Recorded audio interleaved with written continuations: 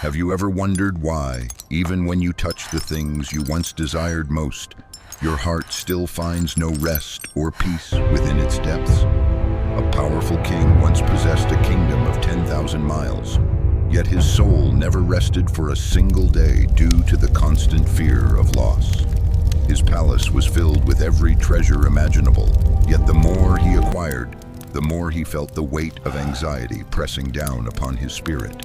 Even the finest delicacies and the softest silks could not soothe the storm inside him. He had everything the world offered, but nothing he truly needed. He spent his nights watching the horizon, waiting for a threat that hadn't arrived, a prisoner to his own wealth and the fear of its disappearance. Is it possible that the more we build around us to feel safe, the more we realize how fragile our external world truly is in reality? The paradox of abundance is that it often breeds a deeper hunger, a persistent worry that the things we own will eventually come to own us. Beyond those thick stone walls, a great storm was rising, mirroring the chaos that had been brewing within the king's troubled mind for many long years. He searched for security in gold, in armies, and in stone, yet the feeling of peace remained an elusive ghost that he could never quite catch. His life was like a flame in a windstorm, bright and grand, but constantly threatened by the unseen forces of fate and the passage of time. In the silence of the night, he finally asked the question, why does the man who has everything still feel like he has nothing at all? Suddenly, the most violent storm of the decade struck the kingdom. The sky turned black as pitch, and the winds howled like wounded beasts outside. Nature's fury spared no one, shaking the very foundations of the city and sending its inhabitants into a state of panic and desperate search for cover. Amidst this chaos, a lone traveler sat beneath a tree near the city gate. He wore simple robes, possessing nothing but a small, humble candle. The man struck a match and lit the candle. To any observer, it seemed like a futile gesture against the overwhelming power of the wind and rain. His hands were weathered and thin, but they did not tremble. He held the light with a gentle focus that seemed to defy the natural world. It was a miracle in the making. While giant trees were uprooted and stone walls cracked, that tiny, fragile flame refused to be extinguished by brawling winds. From his high tower, the king looked down and saw the impossible. He saw light that should not exist in such a terrifying and destructive storm. The king was baffled. His palace was built of the strongest granite, yet he felt unsafe. How could a candle survive in the open air like that? He felt a surge of envy and wonder. He had see to the know strength secret of this that castle. man, the secret Let of a any who light that challenge could my rule withstand be such met with the fury. same resolve The king you ordered see his before guards you. to bring the traveler inside. He wanted to possess that candle, believing it to be a magical artifact of great power. The traveler entered the palace halls, the small flame still dancing atop the wax, as if the storm outside was nothing more than a gentle breeze. The king stood before the stranger, looking at the simple candle. "How is it," the king asked, "that my kingdom shakes while your flame remains?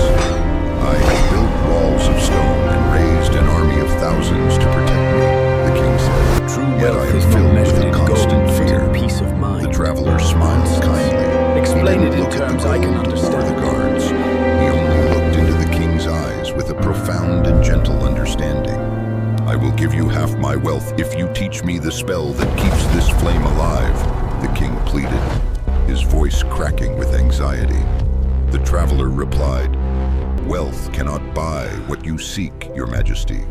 For peace is not a spell to be cast, nor a treasure to be guarded." "You are trying to build a cage for your peace," the traveler said. "But peace is not a bird that can be locked away for safety."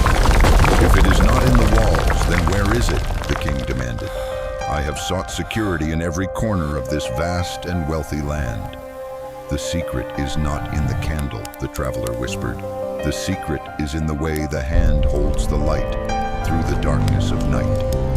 True security comes from an inner resilience, a quiet strength that does not depend on the weather outside or the opinions of those around us. The traveler continued, "You fear the storm because you have tied your happiness to things the storm can take away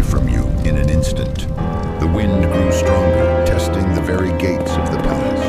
The king looked at the doors, his old fear returned with even greater and sharper force. But the traveler remained as still as a mountain. He was not ignoring the storm. He was simply not allowing the storm to enter his heart. "Watch the flame," the traveler said. "It dances with the wind. It doesn't fight it. In its flexibility, it finds the power to remain lit forever." The king looked at his own stiff, clenched fists. He had spent his whole life fighting the world, trying to bend every circumstance to his will. At that moment, a massive gust of wind tore through the hall, a force so powerful it seemed like the palace itself might finally give way. In one swift stroke, every torch and lantern in the grand hall was extinguished. The king was plunged into a terrifying and absolute pitch-black darkness. "Help me, guards, light the lamps," the king cried out in a panic. But in the total darkness, even the bravest guards were lost and confused. His gold could not shine in the dark. His crown offered no guidance. His status meant nothing when he couldn't even see the hand before his face. But then, through the shadows, a tiny light emerged. The traveler's candle was still burning, its flame unbothered by the blast that had darkened the palace. The traveler sat in perfect silence. He was no longer protecting the flame with his hands. It seemed to be fueled by his own internal peace. The king crawled toward that light, his heart pounding.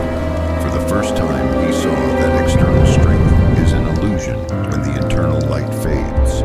He looked at the traveler, who was as calm as a summer's day amidst the ruins of the palace's order. The king's world had truly shifted.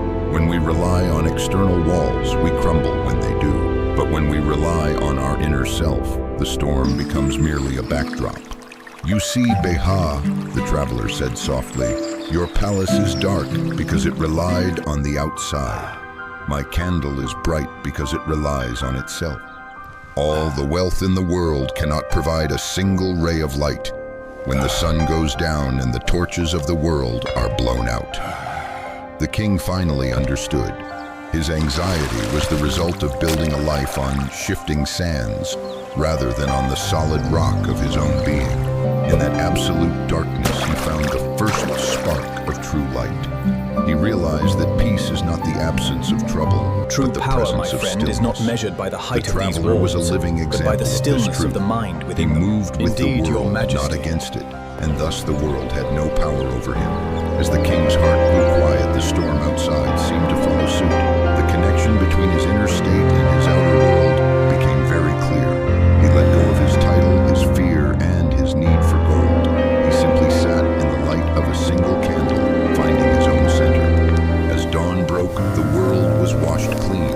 The palace was no longer a fortress of fear, but a place of quiet, early morning reflection. The traveler spoke one last time. Beha sought to make the world stand still, but the world is meant to move, and we with it. To be at peace is to be like the candle. It knows it will burn out, yet it gives everything to its light right now. The king felt a weight lift from his shoulders. He didn't need the crown to be whole. He didn't need the walls to be safe.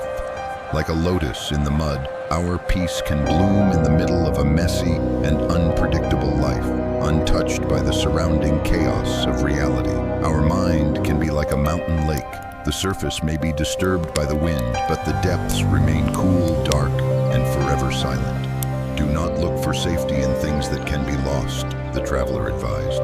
Look for it in the breath you take in this moment. The king realized that his palace was only a prison because he treated it like one. Now it was just a house, and he was free. He learned that the greatest kingdom to rule was not the one outside his gates, but the one that resided within his own quiet heart. The traveler left as quietly as he came. He took nothing with him, but he left behind a king who was finally, truly, and deeply wealthy. Centuries have passed, but the story of the king and the candle remains a timeless lesson for all of us living in this modern world. We are all like that king in many ways. We have more technology and comfort than ever before, yet our levels of anxiety continue to rise. We seek security in bank accounts, in social media likes, and in the perfect career,